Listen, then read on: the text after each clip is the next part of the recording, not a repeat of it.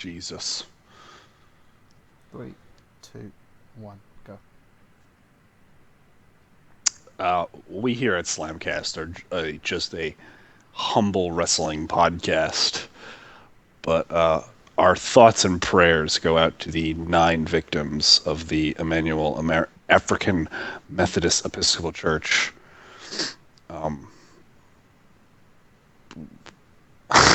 I feel really just dumb even trying to express into words what this means, but it's not the time and the place for that.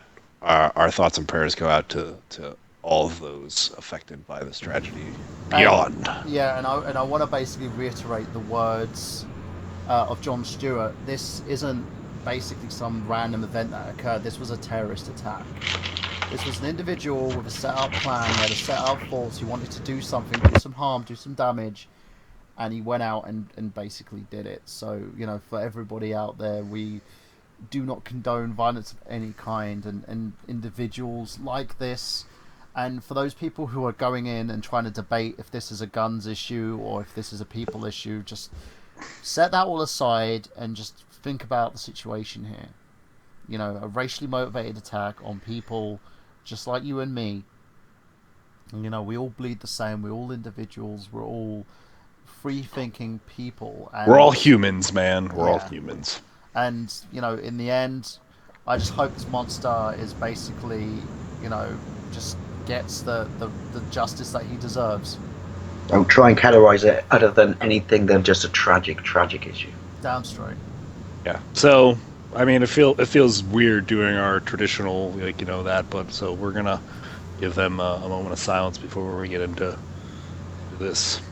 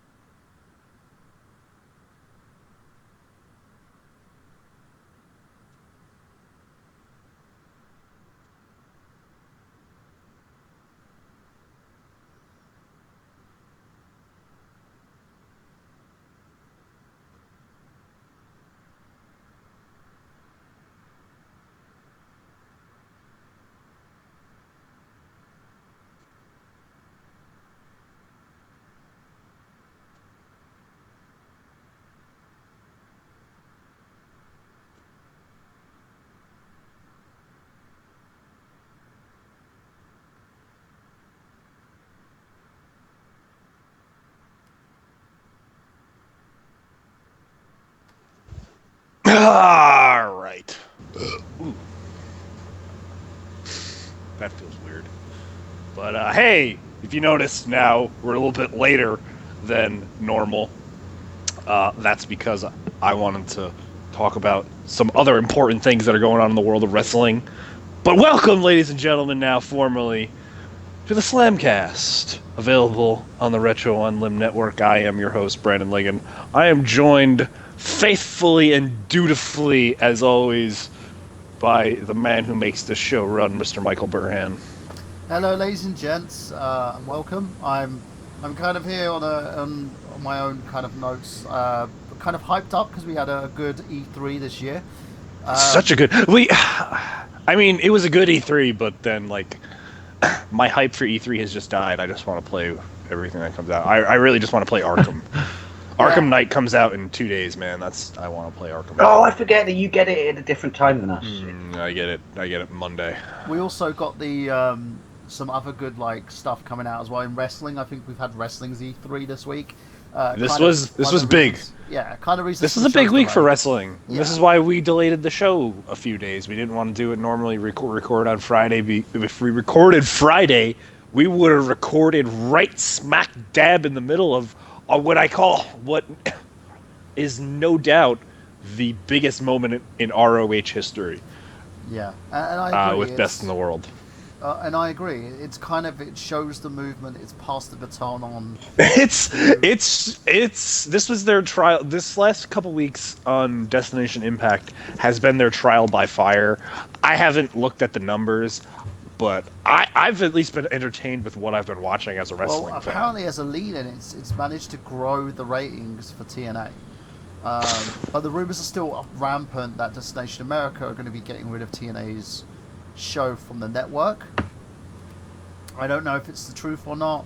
Nothing has been confirmed because, as people have pointed out so justly, Presumably, there are rumours, though. Then they could be backed up by the fact that there automatically be rumours of another possible home for it. So, well, I don't think so this time around. I think a lot of it has got to do with, I watched TNA this week, and I was angry. Well, for most people who've checked out on the forum, basically the facebook.com/groups/Wrestle Revolution, I was annoyed because there were so many things wrong with this week's edition of TNA.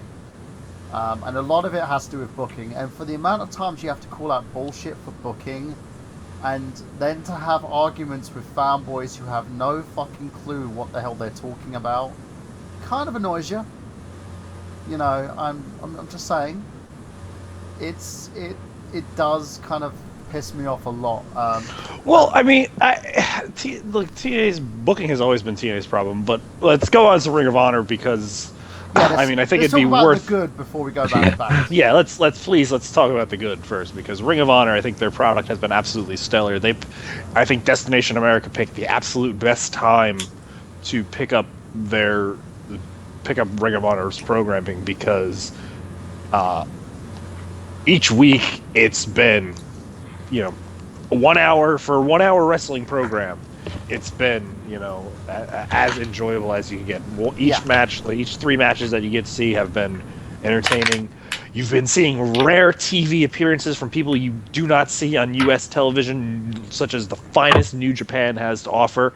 A rare, I mean, I would even dare say this, probably the second time ever he's ever been on American television. First time ever, technically, live. Hiroshi Tanahashi himself, the Japanese John Cena, as I call him.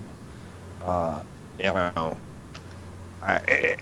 great, top to bottom. It's just they understand the audience, their market, and they understand, you know, the product because they can only deliver an hour. So it's like it's not really their audience, their market. It's more they get it. You know, they understand that there has to be an alternative, and Ring of Honor have always touted themselves. Well, that's understandable. They're not. Well, they're not trying. I don't think they're trying to directly compete with WWE for ratings. I think is what they do. I think that's what Impact is trying to do. They're trying to create a product that they think would be competitive with WWE. They know the niche, shall you say, is what you mean.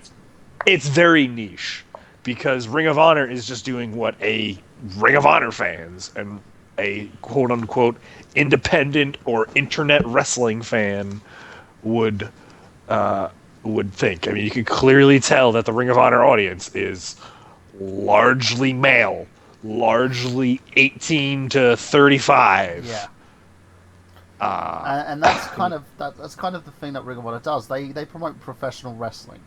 Exactly. And I want to point this out because I know Jim Cornette says professional wrestling is dead. But I don't believe that. Professional wrestling is dead. Yeah, I can't save it anymore. I can't do anything for professional wrestling because professional wrestling is dead. I can't save it anymore. You know, why do you sound like Herbert from Family Guy?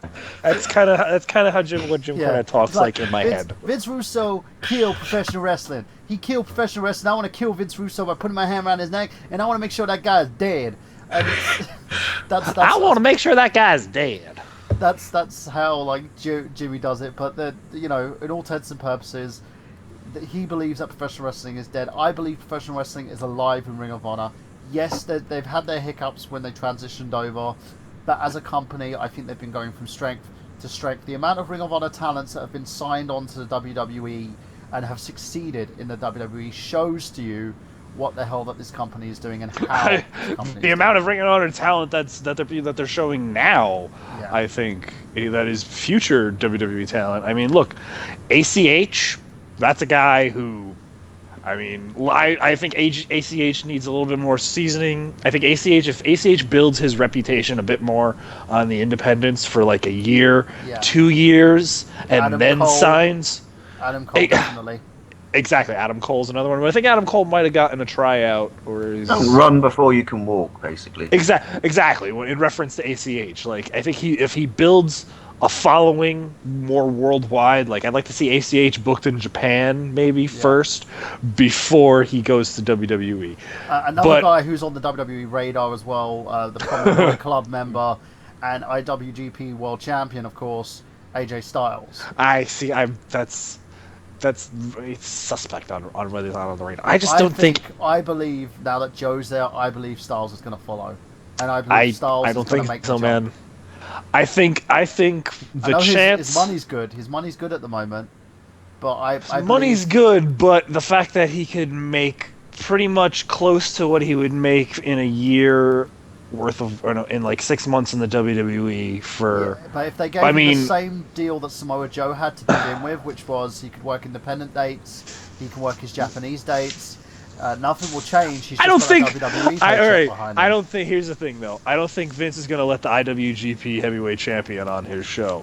I mean, believe me, I would love to see that more than anything, but I just don't think he'll take that leap, man. I think, I think the only thing that AJ Styles has got left to do is be in the WWE, and I think as a career thing, I think he will do it. But it's just all on it's all on Styles. The guy's got money anyway. His family, his home, he's got enough money. We talked about the fact that he kind of, not just the fact that he earned his money, he married into money as well at the same time. So the guy's kind of very well off anyway. Yeah, but you could be comfortably off. But as a wrestler, surely everyone wants to have on their CV WWE. They do. That's kind of the thing I always said it when I first started out in the business, when I started to be trained, they always said to me, if you're not in it to be in the WWE, then you're not into pro wrestling. But there are, as you can see, the whole scope of professional wrestling has changed now. You can make money. It's not about the WWE anymore. There's so many companies you can work, and you can earn a good 6-figure living by doing, as the Bullet Club have done, by working everywhere. You don't have to be in the WWE. You don't selling those Bullet Club gimmicks. I mean, the man himself. I've become a big fan of the world's worst podcast, the Talking Shop podcast, which is Gallows and Gunn. Yeah. Their podcast is absolutely hilarious because it's just two guys, and Rocky Romero is the third guy. He does your job basically, Burhan, on that show.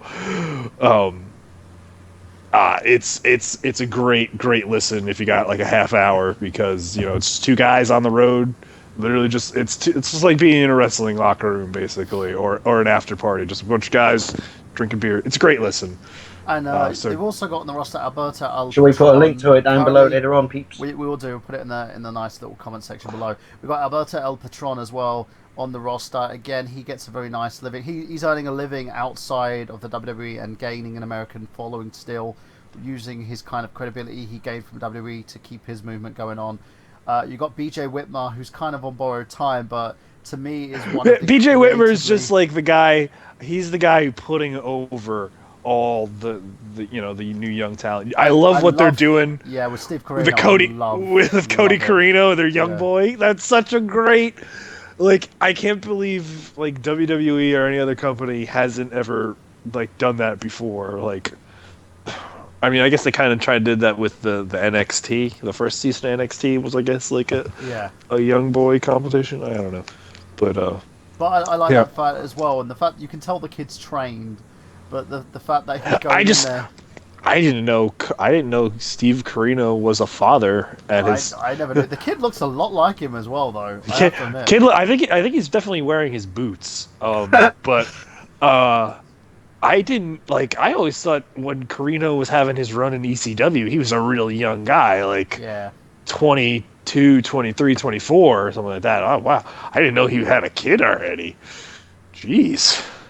But I like where this is going. Obviously, it's building towards Carino putting the gear on one more time, and I look, it's even made me love or appreciate Kevin Kelly more, like, because I'm like, oh wow, all right, Kevin Kelly is not. I always bad believed that commentator. he was a really good announcer, but in the wrong place. He was one of those guys who had the chops to do it, but He was at the wrong place, wrong time. I think he was a there was good too announcer, many. but he was stuck behind Jim Ross and Jerry the King Lawler. Yeah, Like, you know, yeah. He was one of those guys that kind of had the same. The thing is that you'd see with wasted WWE is opportunity not, for no fault of their own, well, basically. the thing about the WWE is not every announcer is the same. They have their own way of doing things. Like, an announcer in the WWE isn't a storyteller. They're someone who adds to the match and promotes all the WWE's products. But they AKA never, has Vince yell in their ear. yeah, and they have to put with Vince yelling in their ear.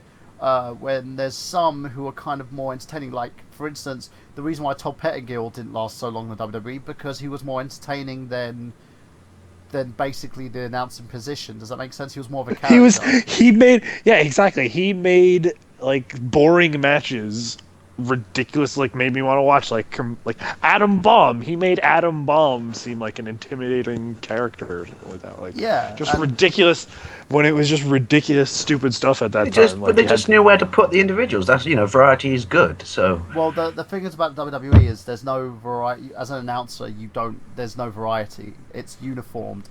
You could tell everybody in the WWE has their own kind of WWE style. No one is the same, but they do have different looks. Like Renee Young is pretty much the same as your Michael Coles, who's the same as like the other guy. You know, unless you're kind of the color commentator.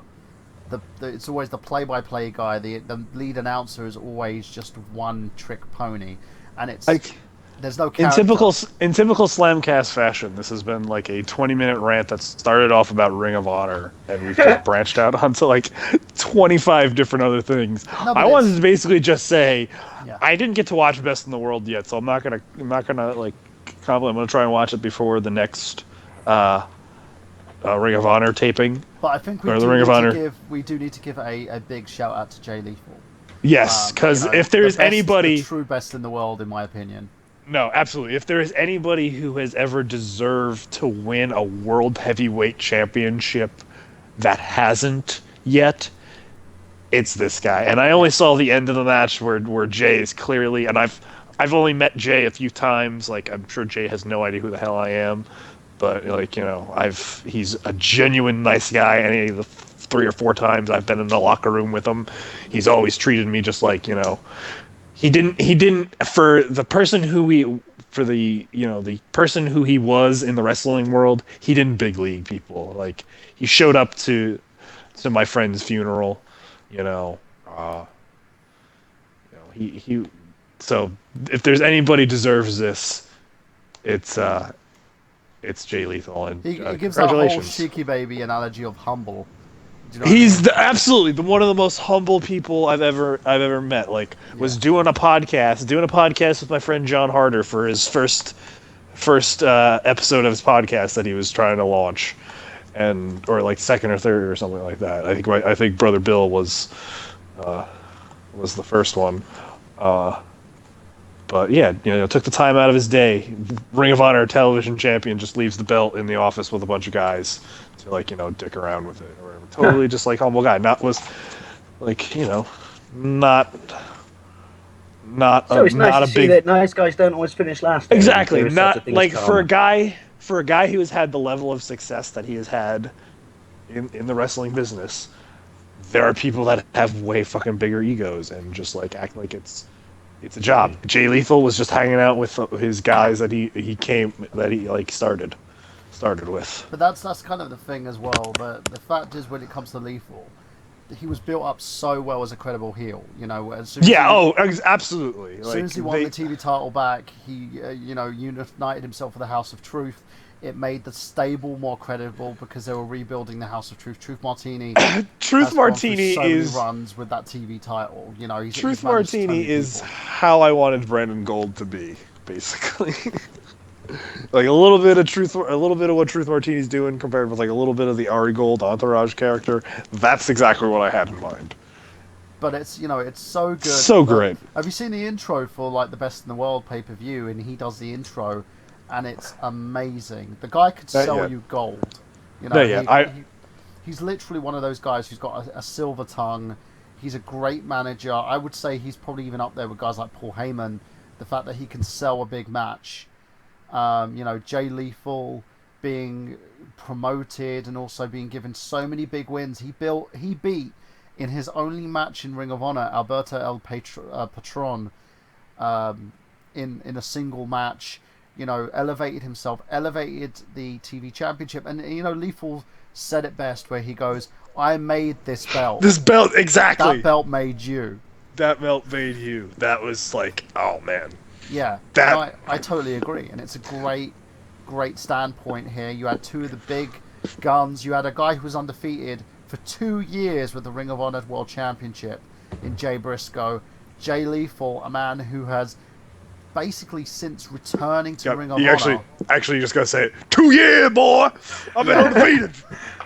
2 year. And then you have the other dude here who's held the TV championship for the longest reigning TV champion on the roster as well. Dare I say, one of the longest reigning champions in wrestling. Yeah, and it was dare I say, and I know I don't know if it's kind of sacrilege to kind of compare him yet to stuff like that, but it was very much a Dusty Rhodes, Ric Flair type feud. You got the People's Champ, Jay Briscoe, and then not really the Establishment's champ, but then you have this refined athlete, pinnacle of professional wrestling. And he always points out a first-generation athlete. The best. Yes, that's it. The best first-generation professional wrestler there ever was. Although I thought his brother was training, but I don't remember if he actually went in there with that. I did meet his brother one time in the locker room. He is, in all intents and purposes, one of the best in the world at this point in time. He's up there with guys like Seth Rollins, in my opinion.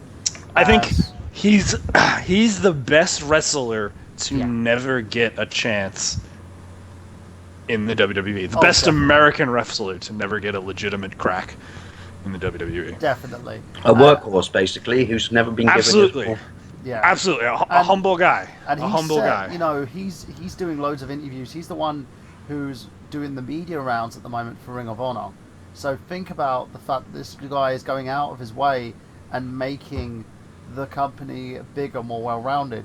If you look at a company that has actually defined itself as the number 2 company in professional wrestling, I think Ring of Honor has done that and has done a great job doing it. At least in America. Yeah. Like we had this discussion on the forums. Like, what do you think are the A-level companies? At least, like, if you had to, and I gave my 2 cents. But if you had to say in America, it's obviously WWE, but Ring of Honor is definitely on the rise, and I believe that they've overtaken Impact Wrestling as the destiny. It's at least guys no longer want to get to TNA to get into the chance of the WWE. Guys want to get to Ring of Honor to get a chance to go to the WWE. Well, it's because it's apparently clearly the more credible route now. It is, and it shows as a professional. Look at the names. Look at the names. CM Punk. Yeah, exactly. That's exactly what I was going to say. Ring of Honor does it in their opening video package before they show the opening credits to the show, the opening theme song to their TV show. They say where greatness begins, and they show all the names: Bryan Danielson, CM Punk, Samoa Joe. Yeah. I mean, Kevin Owens, Kevin Owens, Seth Rollins, Tyler Black. I mean, they show I will everybody. Want to point out something though, in terms of the situation currently going on with the WWE, where apparently the WWE are kind of down on the fact that Ring of Honor are promoting these kind of they have the toy agreements, so they're releasing a Kevin Steen toy. If I was Ring of Honor to kind of save face and build a relationship, I'll see if I can get that toy taken off the market so that Vince and co don't blackball them from stopping talents from being acquired by the WWE. I know they're saying if you're strong enough, if you've got a strong enough following, they'll still sign you, but in my opinion, I think they need to evaluate that working relationship and kind of give something, a bit more bigger. Otherwise, they're it's going to kind of put a stop in terms of what the WWE's what Ring of Honor are trying to do. I know what you're saying, Burhan, but it comes back to something that Brandon said earlier on, which is, Ring of Honor know their audience and the specific people who watch it. So, yeah, it's important to maintain those bridges with, Vince and co. But shouldn't Ring of Honor be allowed to make the merchandise they like? I know they're not necessarily being stopped to, sell to their specific demographic that follow them simply because of who they are anyway.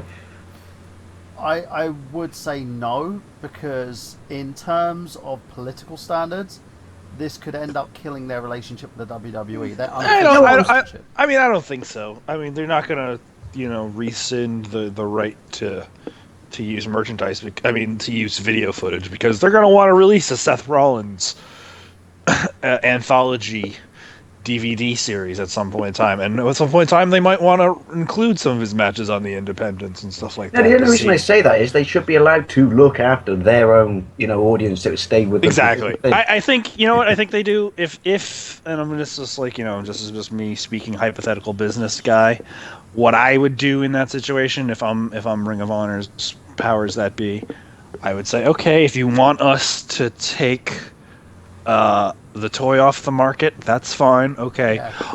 I want the relationship you had with ECW and Paul Heyman. Yeah, that's kind of the way I want to propose a Ring of Honor invasion gimmick. Yeah, okay, you could ultimately squash us, whatever you want to do. That's fine, whatever. But that's what I want to do. Well, you benefit from us. Meet us halfway. Yeah, exactly. Don't even squash it. Just basically do it where the two sides meet but never touch. You kind of like insinuate it may happen over some time, and people just mark out seeing Ring of Honor talents on a WWE exactly. platform. Here's exactly what I would do. I would say, all right, fine. You don't want to do an actual angle, whatever. That's fine. But let's just do like a kind of classic reenactment of the Philadelphia show in '96, where the ECW guys showed up and they were like tacitly mentioning them. I would bring the Young Bucks and I don't know, somebody else front row. Or you could bring the whole entire fucking Bullet Club, man. Whole entire Bullet Club front row. And then don't show Gallows, or just like Gallows isn't gonna skip because he's people would know who he is. Oh, like basically TNA did when they brought fucking Joseph Parks back, even though it was revealed. Well, I mean, or they just a year ago that the guy was fucking Abyss.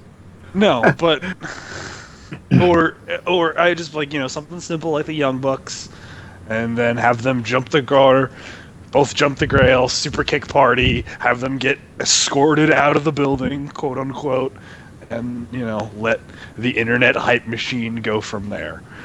And the only three people that have to know, four people that have to know are Vince, Stephanie, myself, and Triple H. I like it. I think it would be a great idea. But that's again just me speaking entirely hypothetically about as things a company, I know nothing about. WWE, they could make a bigger working relationship. And I think Hunter is exactly. He would be stupid for him not to think about it. So exactly. It's in their interest. If they really wanted this. We can, Sorry, go on, Dave. Hypothesize about it. Why do you think they keep this relationship back to what it is now? Then, because it could almost be like because it is pretty much another tier system for recruitment. So, why do they at some point sound like they feel like they got their hand out, saying, no, our terms only. Yeah, no. If they really want this toy to go away, and if Ring of Honor are amicable to letting them do this, then you got to negotiate with it, man. You don't just let them take it. I will point out as well, Ring of Honor's house shows make bank. TNA, yes. This is a company that manages to make money on its house shows, yet you still can't pull this off. Exactly. Like this is what a wrestling company should be. Yeah. Like yes, they only play really small venues. I mean, I think the venue they're playing, they did Best in the World at, and they're doing their TV tapings at for the next couple of weeks is Terminal 5 in New York City. That's only like a couple thousand people at most. 1,000. It comes back to earlier on, doesn't it? Which is they completely understand what they're doing, and I think I wouldn't go as far as to say playing it safe, because they're not, because they are introducing new things. But it's basically no, don't overstretch. Why break the recipe when it works perfectly? That's kind of the thing. It's like, and what they do as well, if they're going to do big shows, they'll cross promote, and they'll kind of cross pollinate their shows, if that makes sense. And But I think a bit of their charm is the smaller venues, because it's a more personal. Yeah, all right, that sounds stupid when there's a couple of thousand people around you, but it's a more personal event for the audience anyway. You could see that. I mean, when it's an absolute madhouse in that aisleway and stuff like that, because again, it's a so narrow aisleway, so the wrestler doesn't have to play. The worker doesn't have to play to one side of the crowd. He gets both sides of the crowd at one point in time. All he has to do is just stick a hand out on either side, and he can touch basically everybody on the aisle. I'm not gonna lie, guys. While we were recording the show last week, I was about 2 seconds away from buying a ticket to Best in the World, and it would have been on the aisle for about $75. But I balked. I balked at the opportunity. I'm sorry. That's all good, man. But it would have been a great opportunity to promote the show, but I couldn't afford. I couldn't afford the financial implications. The thing is, as I said, it's a big thing. I think as a company itself, Ring of Honor have gone leaps and bounds. For those of you who haven't gotten Best in the World as of yet, go to rohwrestling.com, download it. Once you've purchased it on pay-per-view, watch the fucking thing. It's amazing. In terms of the talent, you've got an amazing amount of talent. If you're a pro wrestling fan, you're going to love this. And for someone like me who loves wrestling, it's been a treat. I've never had a big issue when it comes to pro wrestling, but when it comes to having a company satisfy my need to watch wrestling as a fan, Ring of Honor does just that, and it's a great thing to watch after I get spoiled with all this crappy TNA stuff, because TNA just See, why you even got to bring it up, man? It's just we need a new sound effect, Burhan. So every time someone says TNA now, we can have the wow wow wow wow. Or we can TNA is the wrestling equivalent of a sandhorn. It literally is. Or when we have TNA, all we got to do is just put this, that basically. No, I wouldn't do that. I wouldn't, because how dare you soil that good reputation? How dare you sully the good name of John Zandig? I think his name is John Zandig. Yeah, I just watched. He was telling me about this promo, and I just watched the Zandig promo. And after weeks of trying to put this promo over, yeah, it's basically the complete opposite to Dusty Rhodes' Hard Times promo. No, I mean, he says absolutely nothing but yells in the camera, and it's absolutely great. It's one of the worst promos I've ever seen in my life. It's a train wreck. Hate Club! Oh, man! Yeah. It's like when you drive by an accident on the road. You shouldn't look, but you can't take your eyes away. No, I mean... He's kind of the guy that you actually interview after the accident. You could actually just say, he would have just said in an angry voice, meaningless, pointless, unconnected words and nouns. It would have done the same thing. He could have expressed his anger better, but instead of coming out and cutting a promo where he's supposed to be like this, vicious tough guy, he just yells a bunch of times, and it's just being really funny afterwards. And then again, the Jesus thing just puts it over the top, and then he just says he's gonna kill people. Yeah, all he needs to do now is modify it and call Jesus. Oh my God! Could you imagine if Kanye sampled that? That would be the greatest thing in that guy's life. You have pantomimes over there, don't you? Yes. That's free. Yeah, it's like pantomime. You hate speech. That's exactly what it is. Oh man, it's hilarious. But going on from that, So we did have some other good things that happened this Sunday. Yeah. I'm just gonna get away from the TNA thing. Please, I don't want to talk about TNA. Wow. I've said my piece on the forum. If you want to check my thoughts on it, go to facebook.com/groups/WrestleRevolution. We only talk about good wrestling here on Slamcast, and speaking of good wrestling, again, and to go back to ROH, they just continuously come up with good ideas. They realize the success of their ROH joint venture this spring, and they're doing another one this August. 2 shows, again, one in Philadelphia, one in Brooklyn. Finally, New York gets some love. the three big names that are coming over this summer, later on this summer. Are you ready for this? Fucking your favorite, one half of the Time Splitters, Ooh. Kushida himself.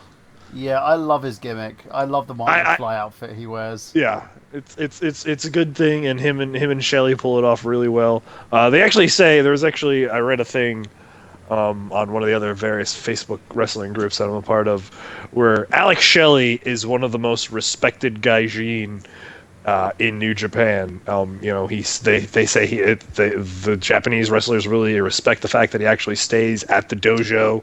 Actually tries to connect with the guys, where all the other Americans and foreigners come over. They just stay at their hotel and kind of keep to themselves and just do whatever.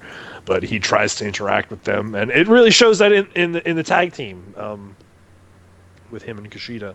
The chemistry between them is really palpable. Do we know the deal behind there? The Marty McFly thing. Is it just it's New Japan? It's New Japan. I really don't kind of delve deep into it. they're the Time Splitters. I don't know. He just wears that. I don't wear it. I just wondered if there was an interesting story behind it, but that's just no. I don't. If there is, I don't know it. But yeah. But also, it works. Oh, it believe me, it works. The Team of Chaos will be there. Yes, the Rainmaker, Kazuchika Okada, and my man, the King of Strong Style, Shinsuke Nakamura. Fucking finally, I might get to finally see Nakamura in my own country and not have to schlep halfway across the planet to see it. So, August 24th, might have to do a remote recording from. Or at least a preempted recording again, because I might actually try and go to their Field of Honor show just to get a chance to see the King, to pay my respects to the King of Strong Style. To live the dream. Dude, I'm trying, man. I'm trying to live the dream. Well, going on from that, guys. My personal my fanboy moaning about Nakamura and Okada. Yeah, okay. I'm done about that. I'm done. You're gushing, I can tell. Dude, I totally popped as soon as I saw the poster. I was just like, yes, it's in Brooklyn, Coney Island field. I think MCU Park is Coney Island. I'm there, dude. So how big a venue is that? It's a minor league baseball stadium, so it's only like a couple thousand. Yeah, but that because we're talking Ring of Honor, aren't we? Again, yeah, it's a big show for them. They've ran there before, so I'll get my chance. I'll get good seats, that's for sure. But yeah, so there were two big things that happened in the world of wrestling this week in the big leagues, I guess you could say, the biggest of big leagues. Money in the Bank was this Sunday. I'm not happy with who ended up with the MITB title. I don't think a lot of people are, but that's one of the talking points that I had about this. You want to just go right into it? The match itself was pretty good. Yeah. I like the way they did it, how Sheamus was just kind of like the last man standing, which is always feel how Money in the Bank should be. For a minute there, you really thought Kofi Kingston kind of booked this out of his arse. Well, no, I think they dropped. As they always subtly do when you look back on it, they subtly drop hints in the commentary before that and on social media. Like Sheamus sent out the tweet earlier on in the day, "Look out for the pale kid. This ladder took 6 months of my career," or something like that. So there was, subtle things that maybe that there wasn't that report that Sheamus was one of the people that was going to win Money in the Bank or was eligible to win Money in the Bank or something like that, and then he got hurt in the match. Yeah, the thing is, I think didn't one of us call it? I'm not talking about me. Didn't one of us call it? I can't remember. Yeah, I called no one called Sheamus, did they? I called Roman Reigns.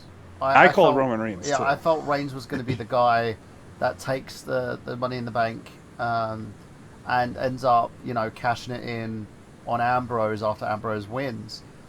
I never saw this coming because I think it's safe to say we all didn't call Roman, though, did we? Well, to me, and I hate to say this, I think Sheamus has been badly booked and I think he's just irrelevant in terms of his gimmick. He wants people to hate him, but the heat he's getting isn't the kind of It's heel still heat. they're It's- still chanting "You look stupid" Yeah, it's X-Pac, and I hate to use the term because I know that Sean probably doesn't like this. But because Sean Waltman's actually a good guy now, and he Yeah. doesn't have that heat anymore, so it's really not a relevant term. X-Pac heat, basically. It's It's the kind of heat, and I've it's talked the about wrong this- kind of heat. Yeah, I talked about this like when as a wrestling fan, I've worn many hats, right?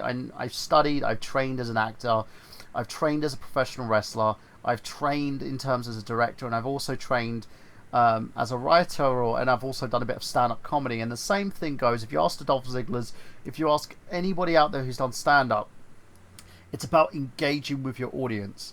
Sheamus is failing to engage with his audience, but there's someone in the back who's got a hard-on for this guy that wants to push him to the moon.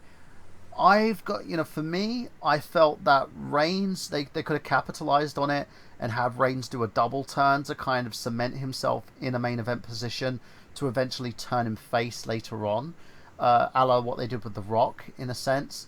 But they went this route, and it's head scratching because I felt Sheamus has been all over the place. They got him to injure Daniel Bryan as a way to kind of solidify him as a heel. It did nothing for him. It just made him look like a fucking idiot who botched. And then they, had him go for the Intercontinental Championship in a match that, in my opinion, was terrible. It was the worst match in Elimination Chamber. Saying he still has no real direction as such. Not just that, is that he just fails to... Not quite sure what final mode to put him in. He and fails leave him to in. capture people's attention. I think as an actor, if you keep failing in big budget box office movies, people aren't going to basically adhere to you. And I know the WWE are trying to push him hard as this multifaceted, multi-talented, because he's playing one of the relevant characters in the Turtles movie, in the sequel. I get it, but I just don't agree with it. And I didn't know that, actually. yeah, Carry on. he's playing is it Rocksteady? Yes. Oh, yeah, that's right. Yeah, no, Yeah. he did mention it. And Virgil's going to be Bebop. Well, that The guy who comedian looks... fellow, I don't know what his name is. No, I know. He's a guy who's always played bit parts here, there, and everywhere. And for me, I'm not a fan of it. I think as someone on the roster, I could look at a number of names. Dolph Ziggler, he should be at the main event now. He's not. It bugs me that he's not there when he's shown time and time again that he can be there. He can do it.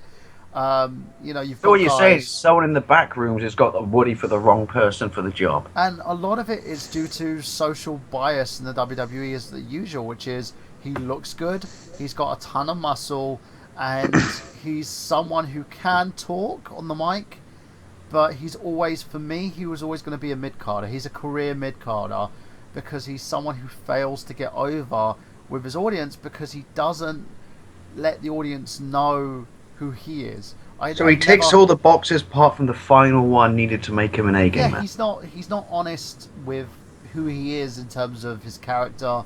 He always tries to do what everybody else tells him to do, instead of actually opening up and saying this is who I am. And it's kind of one of those things that makes me laugh about his character because he's one of those guys who's like, oh, I'm an actor. No, you're really not. Oh, I'm a bad guy. You're not a bad guy because I don't believe you're a bad guy. You've just got a stupid fucking haircut and you're bland as fucking Marmite. It doesn't. Marmite's not bland. Wrong product there, Burhan. Well, do you know what I mean, Dave? It's he's bland as day old mayonnaise. He just doesn't really know how to get himself over, and it's hurting him, and it's also hurting the MITB because he is going to be the next WWE champion. That suitcase is going to solidify his position, and it's a shame.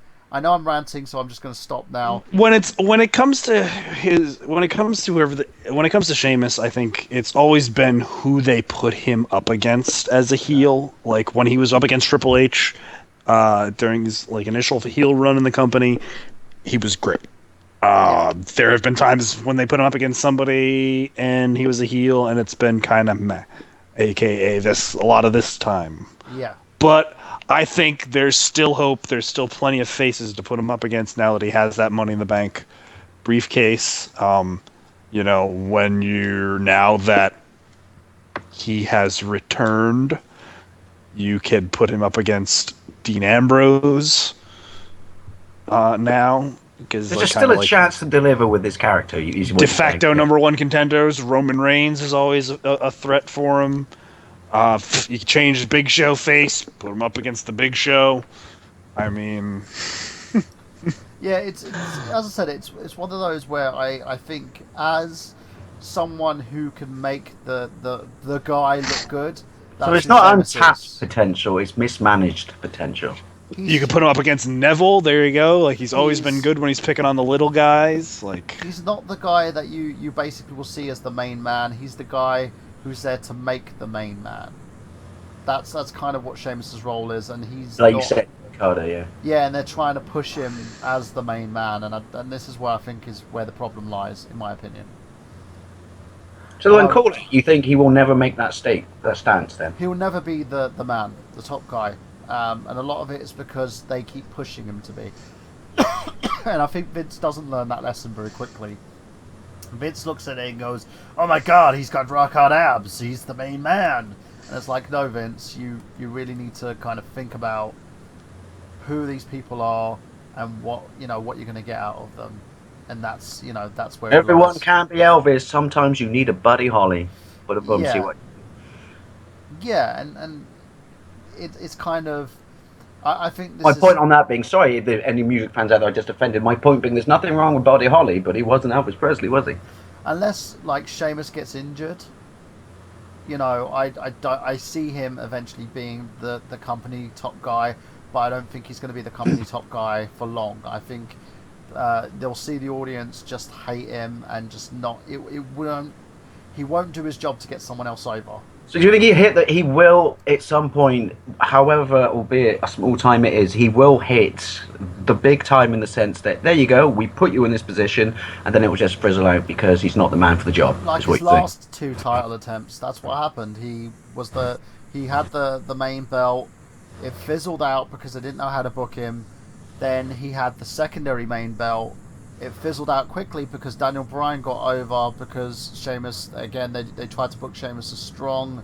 I gotta say, if I can just deviate slightly, well, not deviate, slightly, because obviously thanks to Captain Crap Internet Land, I didn't get to see everything I did, but I saw this match, and I gotta say, I kind of liked it that it ended up like this, just because it was kind of a little bit I loved Wyatt. I think Wyatt. Yeah, I didn't expect that. For those people who are sitting there like and shitting on Bray Wyatt, the fact that he's got over so he's the much. perfect guy to, if you're not going to put Roman Reigns with the title, he's the perfect guy to put him with. Oh God, I had so much sympathy for Reigns with that when Bray Wyatt targeted Reigns' daughter. Exactly. Or even at the end of the match, because I haven't seen Raw yet, but I do know what happened because he has returned. Yeah. We'll talk about that later. The way they shot Roman Reigns after the match, the dejected look on his face, like he's just kind of look like, what more do I have to do to win this title? And I can, again, speaking to your Rock theory, that's what we'll call it. Yeah. About turning Roman Reigns heel, I could see where they're like building this. He's had so many opportunities and he's failed, and then the Authority will give him that chance to be the guy. Yeah, I don't think he's failed. I think he goes the other way though. I just think they have so much invested in him being the guy. I think he will be the guy, but I think they need to give him that kind of monster heel push, the guy who's doing what he's told, and then eventually have him turn on the Authority after they kind of don't deliver on their promises, sort of thing. It's funny because you say that, face it. We're looking at his face and stuff like that. It's, it's sports entertainment. It's WWE and stuff like that. And so, just the look on his face, which is, there's a phrase I like to say, which is when a camera stays on someone possibly a little bit too long, you just think faces don't lie, and you can clearly see. He's like, big, yeah, he's really, strong, he's good looking. He's like, the guy's got blue eyes, for fuck's sake. He's got a chiseled physique. He's got a chiseled face. He is the guy that they want on the fucking Wheaties box. But at the same time, it's like, you need to understand that he has an underdeveloped character. He fails to engage with his audience. And it's not his fault, it's their fault. Because you're pushing a greenhorn. This is a guy that needs a lot more seasoning. and you can do a lot more with a heel than you can do with a face. And Bray Wyatt will give him that seasoning, I think. I think Bray Wyatt, a good feud, a steady feud with Bray Wyatt for the next couple of months, takes him off of the authorities' radar, I guess you could say, and it will slot other people, I guess, to fill in that. And then I guess if, bring Rosemary and Time to his game. Exactly. If something were to happen to somebody, like an injury or something like that, then there you go. Now it becomes Roman Reigns' time. Yeah, and that's why I kind of think at the moment he's kind Do you of... think they should have gone with? Do you really think though that would giving him Money in the Bank would have served him better or worse at this point? It would have served him better because they could have allowed it to build him slowly. I mean, I think that would have been a good notch on the belt. Sorry, I didn't cut you off. I agree with Burhan. It would have been a good notch on the belt, and it would have been a point renovation from this purpose. Yeah, and in my booking plan as well, for me, I would have had it as to give him a proper feud with him and Ambrose, because all you need to do is have Ambrose eventually have his win, because in terms of the face of like the company's face at the moment, in terms of Rollins being the heel, the company's face is none other than one guy who proved it with his Hard Times promo at the end of the fucking pay-per-view as well, and also with that astonishing match that he had where Rollins was beating the fucking tar and piss out of him and he still got up, was Dean Ambrose. Yeah. In my mind, this man is made. Even though he came out on the losing end of this match, he was made. If you haven't seen it, go to the WWE Network, sign up, get that $9.99 membership for this pay-per-view, because in my opinion, there were 3 matches that stole the show for this pay-per-view. One of them was the Money in the Bank match. The second match was Owens versus Cena, and the third match was the WWE World Heavyweight Championship. And there was one match that clearly was a tanker, and I haven't even seen it, but based on the response it got from everyone else, that was the greatest, most needed piss break you could ever have. The problem is, and I'll go into my whole things about the Divas match in a little bit, but I'm gonna kind of suck on Ambrose's dick a little bit more on here. In my opinion, he reminds me a lot of Stone Cold Steve Austin. He is the anti-establishment guy. But you can clearly tell where Stone Cold's whole movement was like organic, and they just kind of like put it behind him. You kind of feel that they're kind of positioning Ambrose. Like maybe they didn't want Ambrose to be as popular as fast, but he was always kind of going to be that. He's the guy. I guess. He's the man, and a lot of it is organically he's the foil to Seth Rollins and the Authority for and now. I love the fact how like it's basically like Batman and the Joker. He's the guy. Except you're rooting for the Joker. Yeah, he's the guy that's behind Rollins at every step and every turn. And I've got a funny feeling the reason why they've put out Brock they've allowed he who shall be named later on to return is because they want to get that feud out of the way quickly and then position it back to Ambrose versus Rollins. In my opinion, I think if you haven't seen this match, watch it. And it's got the defined elements. It's not a hardcore match. It's not a ladder match in any intents and purposes. Those guys beat the hell out of each other. It's a story. It told a fucking amazing story. No. And it fucking showed some brutality. They took the governor off those guys a little bit. Okay, yeah. They didn't let Seth Rollins jump off a fucking, part of the building, off of seating, off of a balcony. But they let those guys go as hard and as stiff as the WWE would allow people to go. Yeah. Those power bombs at the end, they're not letting anybody take those kind of bumps ever again. Especially the last one where he just jumps on the ladder. And Ambrose selling it too. Ambrose sold it perfectly. Probably because it hurt. He looked dead. He was dead. He was dead. And then when he buried him at the end, I was like, oh, that's how it's going to be. That's a great way to end the match. Just completely bury him. Yeah, and they just buried him over all these chairs, and I sat there, I was like, okay, it's over. And then he climbs out of the fucking chairs, and jumps on the ladder and then grabs the belt with Rollins. I loved it because it showed that there's still a chance. Do you know what I mean? Yeah, it was the best finish to a ladder match I've ever seen, because I've always wanted to see that kind of controversial finish to a ladder match, because it's always been like, one guy beats the other guy down, usually does something that like takes him out forever, puts him through a table, whatever, Yeah. and then guy climbs the ladder, wins, yay, I got this big moment, or like they knocks him off the ladder at last moment and grabs the belt. Well, it's a cliche. We've said it all before. It's your Rocky 2 ending, isn't it? Exactly. Yeah, They're both grabbing the belt at the same time, going down for it, and then the actual impact of the fall is what jostles the belt away from Ambrose. Yeah. Brilliant. It's basically, Bloody brilliant. For one of those, I could see this as an ongoing feud for a while, if it's booked right, and it's being booked really, really well. The thing that kind of leaves him in limbo at the moment is he's now doesn't really have anything to do. Do you know what I mean?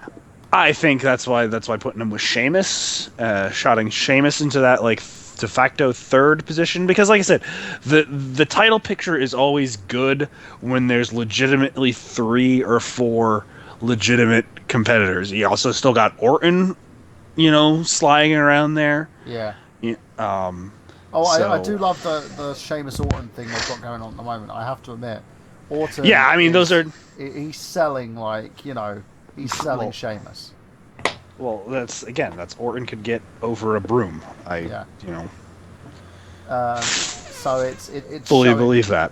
It's really Orton being the guy that's kind of putting the younger guys over. I like that. It's that he's not so fresh. He's kind of the one who's going to end up being in the feud with the next up and comers. That I'm fine with that. And I think eventually he'll get another title run somewhere down the line. Now let's go on to Kevin Owens versus John Cena, which was another match. This might have been better than their first match. Yeah. Just for the psychology behind it, John Cena going back and forth with him. At one point in time, I thought they were going to hit the pop-up powerbomb and we weren't going to see it, and we were actually going to see the end of the match, but that didn't happen. Yeah. And the fact that these two just destroyed one another in this match. And I mean, if you've ever seen two guys, this was, in my opinion, it was even worse than John Cena versus Rusev. It was at that point where they just killed it. There is. You could actually. They do a very good job of portraying like the animosity between the two. Yeah. I mean, I know there's all probably good buddy behind scenes and stuff like that, but they could not have picked a better person to be the voice of discontent of the WWE universe with John Cena, and that is manifested in Kevin Owens. I mean, literally, it's like Vince McMahon said, "I have this as my champion. Who do you, the internet wrestling community, choose to defeat my grand champion?" And that's who we chose.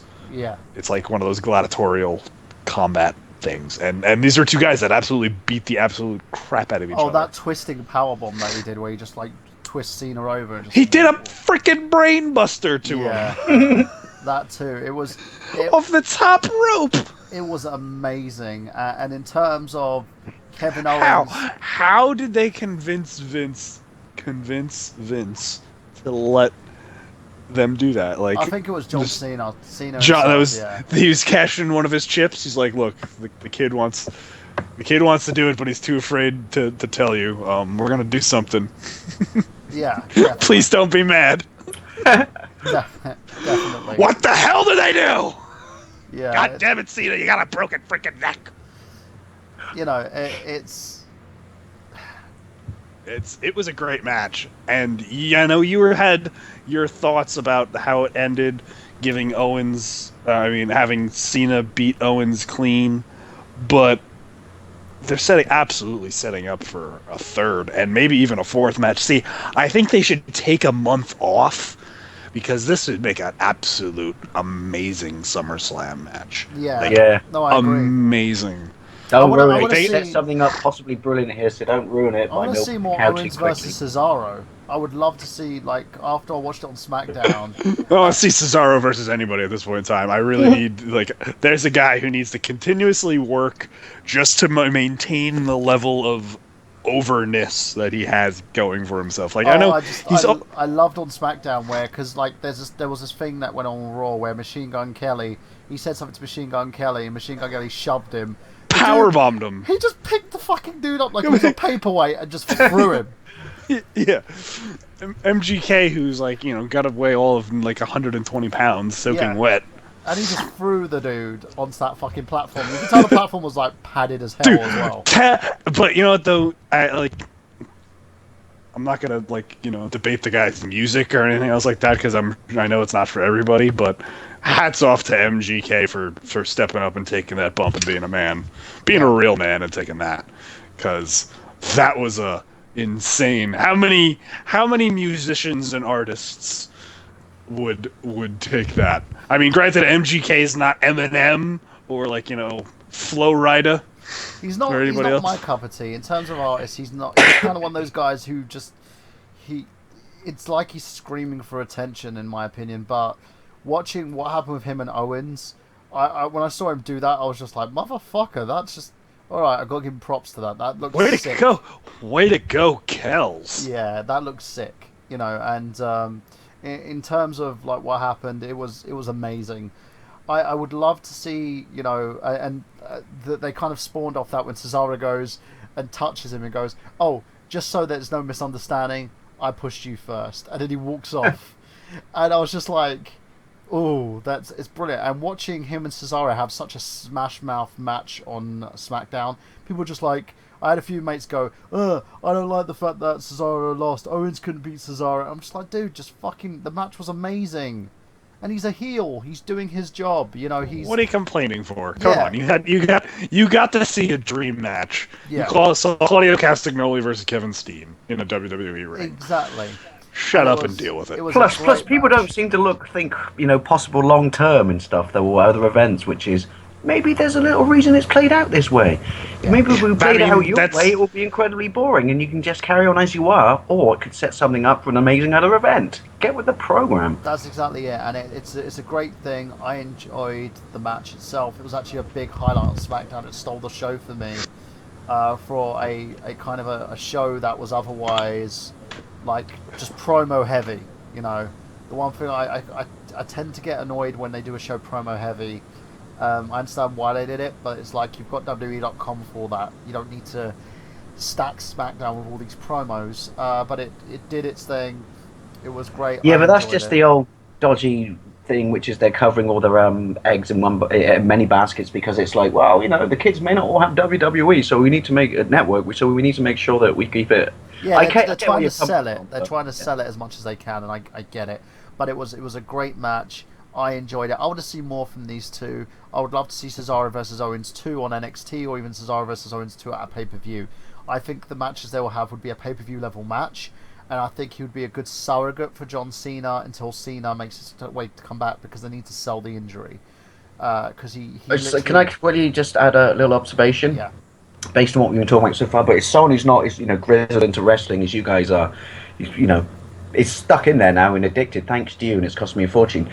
I think sometimes it's good, you know, like mix it up. But like, we may not always necessarily agree with the wrestling one, and they may have faults, like you're talking about Sheamus and stuff like that, but sometimes it's good just to mix it up, because it ultimately leaves potential in the future for other matches that you're going to fucking love. Because if it was more of the same every fucking day, then you'd immediately start and piss and moan about that. No, that's exactly it, and I agree with you 110% on that, Dave. It's they've got an idea, they've got a platform, they know what they can be doing here. But you don't have to like everything, but if you did like everything, I'm pretty sure at the end of the day you'd be bored. That's exactly it. But at the same level, I think they've got a lot of money in certain superstars like Owens. In my opinion, Brandon, money. Yeah, oh yeah, no, I've been saying that from the second that guy signed with the company, and the second he made his debut on TV. Just, in my opinion, probably one of the second best heels in the WWE so far.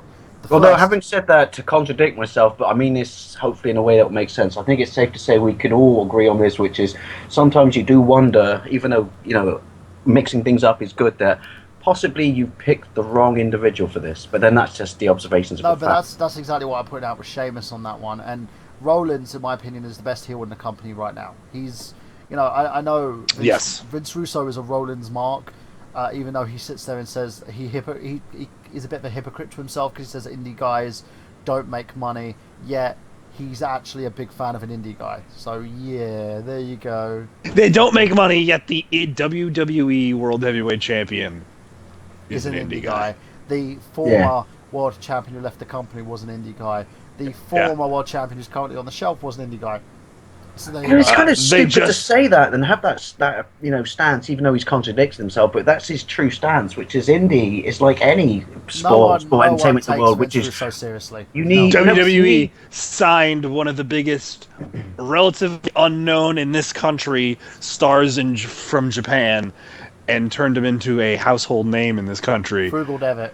Oh no, my point was going to be that you need indie though, because as much as people can stand out and piss and moan about it, you've just got another tier of potential brilliant superstars that eventually you can shape, mold, and exactly, man. So. That's why I say it every time on the show, man. It's basically like the minor. Exactly. It is exactly. That's why I say it on this show every time. The independent circuit is where the talent grows, and it's where it learns, and it's nurtured, and it blossoms in some of these companies. It's where the big boys play. It's where the big boys play. It's where the big boys practice. It's where the boys become big boys. Sorry, I just wanted to quote a book. So yeah, now going on from that, it's basically wrap it up. Well, not just the women's division. We need to kind of talk about the elephant in the room here. There's a current storyline going on where Paige is not getting any help from the Divas in the Divas division. Paige is basically trying to fight against the Bella regime and all that bullshit. Paige is an island. It looks like where Paige needs a friend. It looks like we're gonna have the NXT Divas versus the WWE Divas at the moment. I'm a fan of having the NXT girls on the main roster. I'm not a fan of the storyline, and the reason being is I actually yawned, and there's irony because that was the thing I was going to say after you finished, which was yawn. Yeah, I'm not a fan of the Bellas as of Nikki Bella being the longest reigning women's champion on the roster. I think it's ridiculous. I just the amount of times, and the one reason I'll say this is because this is what's happened. They've turned the Divas division into another facet of Total Divas, which is a bunch of bitchy women being bitchy. That's the Divas storyline. Bitchy women being bitchy. Do we see where the problem lies? Well, yeah, because we don't want that, but that's apparently what they think we want from divas. Yeah. I don't care as long as Paige comes out and looks hot. So that's I'm pretty a simple. much... I'm a simple man. I like Paige, but I'm just going to take the divas for what they are, which is sometimes a man's got to take a piss really badly, and there's no other time to do it. Well, all I will say for Brandon is this: it's the words to sum up his obsession with Paige. Jesus! I don't need Jesus. Yes. I mean, I don't need Jesus.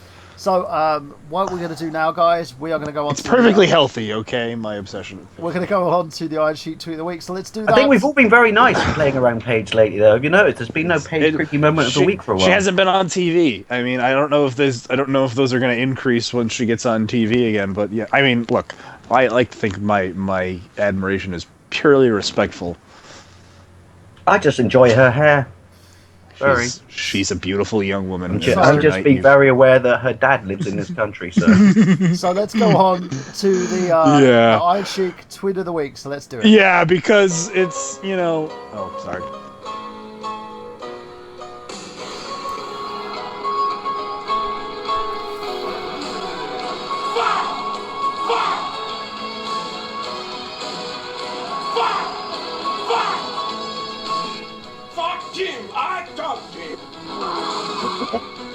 I wanna know, are you the man or are you a fucking piece of shit?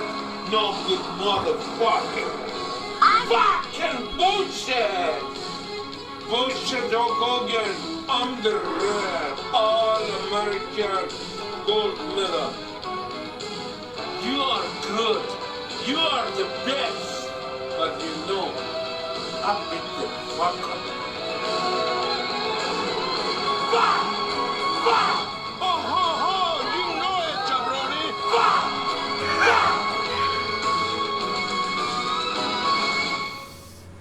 Never gets old.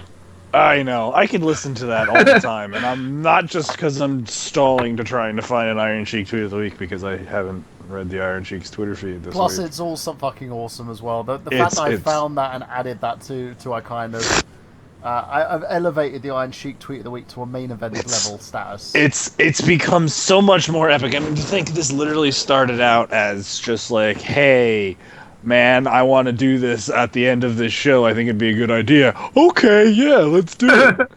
And then, you know, it's now been on how many different podcasts? This started out on another. Go off on someone's mobile phone in public, I'm making a beeline for them. I have to admit, sir, I want to buy you a pint.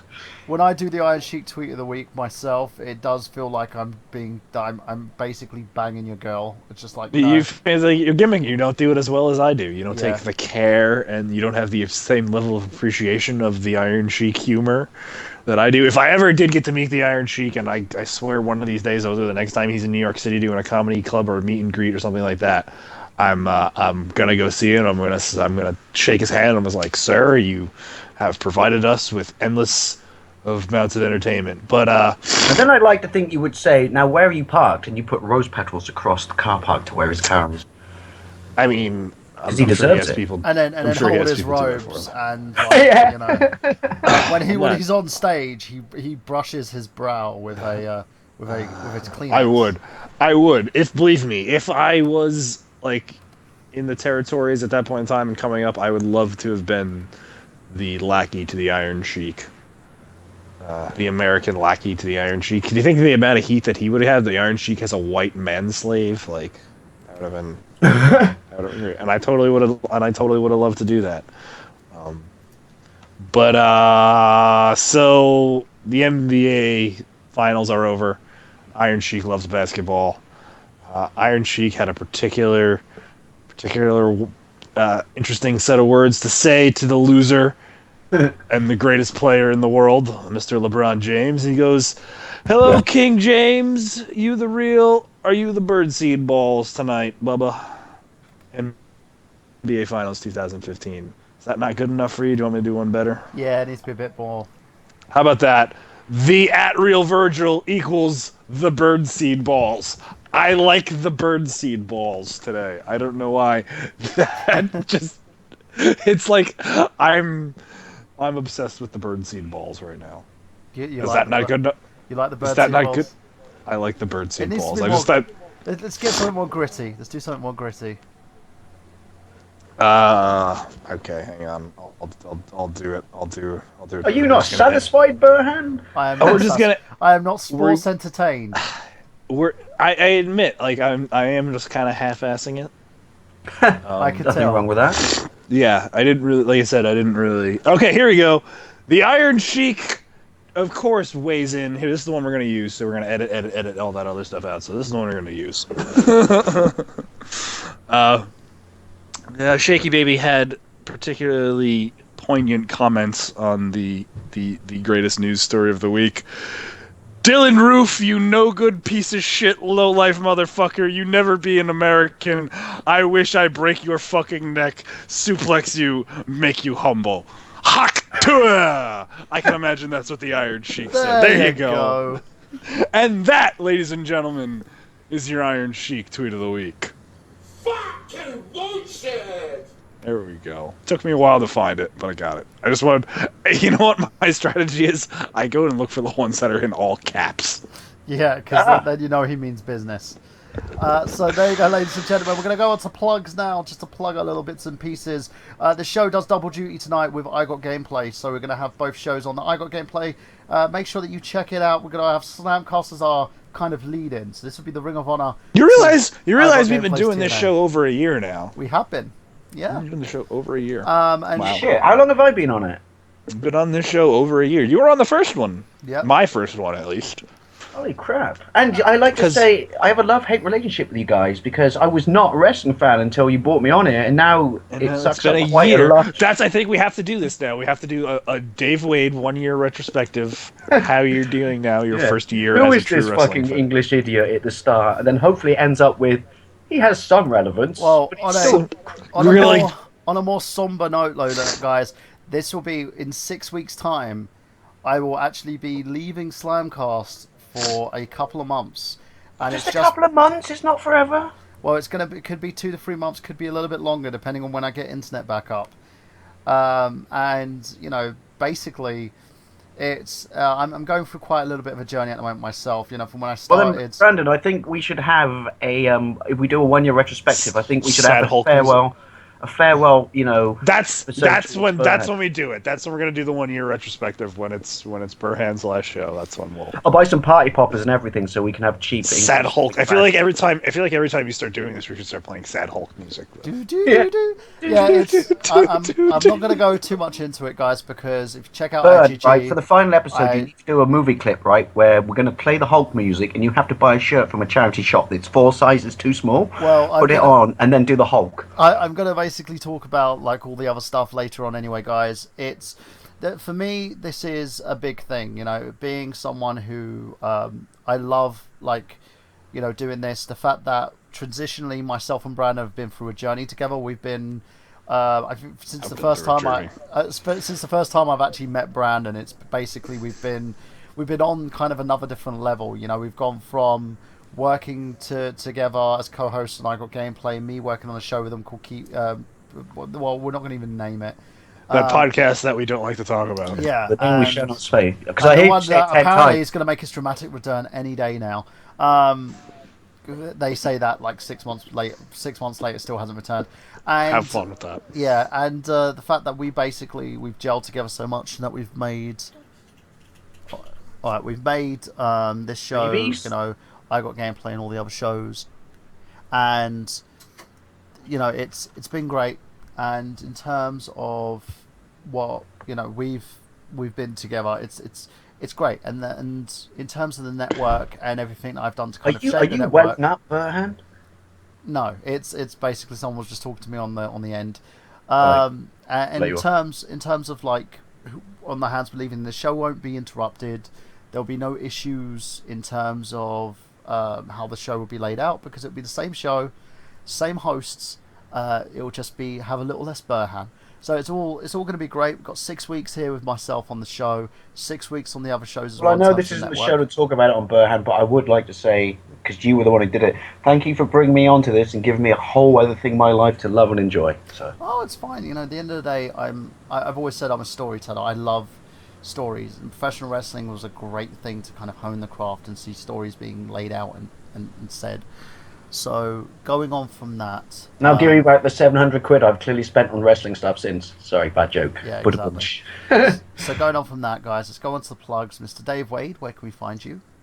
I'm not even going to go dark anymore. It feels inappropriate to go dark right now. We are in pretty dark 2 weeks on the show. I mean, Exactly. It specifically doesn't feel right to go dark tonight. Just With, how we think. So, you can find me on Lawn Boys Post 1975 if you like a good vlog, a good waffle, a good question, and some old school retro video games. Come and check me out, and you can find me on Facebook at Dave Wade, and just plenty more retro shit coming, and obviously. Oh, now you're making me well up, Burhan. Couldn't you have saved this for the last bloody show? Now I feel like I should buy you a bouquet or something. Well, it's just informing the audience that in time I'm going to actually be departing to do my thing. Ladies and gentlemen, you can go to my official site, michaelburhan.com. Check out the fundraising thing that I've got going on at the moment in terms of GoFundMe to get a new project up. It's a documentary. I'm kind of explains everything that what's going on. I'm going to be doing a new video talking about that tomorrow, including if you go to my YouTube channel, youtube.com/TheNerdGenius, 370 subscribers strong now, which I'm kind of happy about on that side. Check out all the videos I'm doing on there. Dude, when you hit Europe, it'll go for deservedly. And I know that's not what you want, but it'll go for the roof because people like a good journey. Trust me. So check that out as well, guys. Check out all the other stuff that I'm in. 6 weeks time, If you want to catch up with me, just go to my YouTube channel, youtube.com/thenerdgenius to find out more. Also, I have a show all of my acting, directing, and writing endeavours. If you go to youtube.com/Michael Burhan, that's got all my other stuff on there as well. And that's pretty much for me. And make sure you check out I Got Gameplay right after this episode. So, Brandon? Yes, where we talk about E3 and bitch about stuff, and I adamantly deny that just because Square Enix showed off 2 games that they won E3, unlike some people clearly fangirling out. I'm not going to name names. But so if you liked me and you like listening to me and you just think I'm just so awesome, why are you playing my theme song yet, man? Don't play it yet. Off. Playing it, yeah. He's like playing me off. I'm getting the hook already. Like, Jesus, don't lower it. Just like stop it. I'm not. It fucks up my rhythm, man. Yeah. Follow me on the Twitter, Brandon Allhope. I post things throughout the day. It's worth your time, trust me. It's worth clicking a little interesting follow button. Apart when I'm trying to hit on women, but other than that, which I admit is most of my tweet. Plus, he's the only person I know who looks like at least 15 different UK stand-up comedians. True story. I'm a man of many faces, sir. If you like this podcast, obviously you like fucking wrestling, right? So you should go out and support independent wrestling in all its forms, from the backyards to the big leagues, as people say. Go out there and support your local independent wrestling company, because I guarantee you, no matter where you live on this planet, somebody is out there trying to live their dream in spandex. And a bunch of guys are traveling across the country in a small car. A Winnebago. No, it's usually a small car, and it's usually, whoever has the nicest car in the group. And they all shell in for gas and food and, schlepping across this great country or wherever they are, wherever they live, to live out their dream. Good friend of mine has ended his career today. Shout outs to Mr. Joey Image, 15 years in the business, packing it in, calling it a career today. Big bucket of win for him. Joe got to live his life. Fair play, sir. Fair play for living your dream, what you want. Exactly. Guy got to live his dream in some small capacity. That's where you could find independent wrestling. That's where you could find just, guys in your local neighborhood and girls living out their dream. Living out the dream, man. To all the good brothers and sisters out there in the world of professional wrestling, take care of yourselves this weekend, even though we're already well into the weekend. But wherever you might be listening to this podcast, take care of yourselves this weekend. If you're partying, don't party too hard. Take care of yourselves and each other. So, for the absent Nick Rodchuk, for Mr. Dave Wade, for my executive producer, Michael Burhan, for the victims of Charleston, South Carolina, and everybody affected by that, this has been thoughts and our prayers are Slamcast. with you. Yes. Peace, love, and happiness, humpiness. Go forth and spread beauty and light.